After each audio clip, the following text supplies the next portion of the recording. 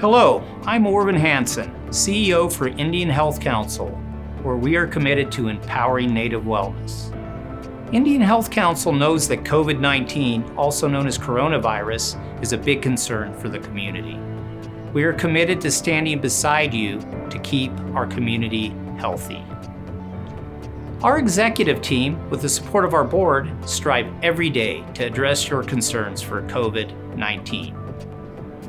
Our service departments are engaged in innovative ways to deliver care to the community by creating a dedicated COVID-19 triage line, building our telehealth capacity, and actively screening patients on the IHC campus. We are your partners, and our team encourages you to take care of yourself by following some key steps.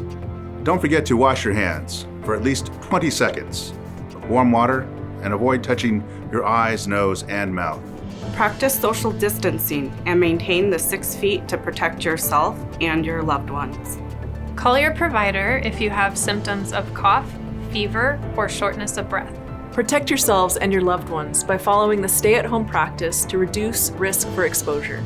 Our team is committed to your health, well-being, and safety. We want to extend a special thank you and acknowledgement to our staff that continue to work the front line and provide services to the community in the face of this pandemic.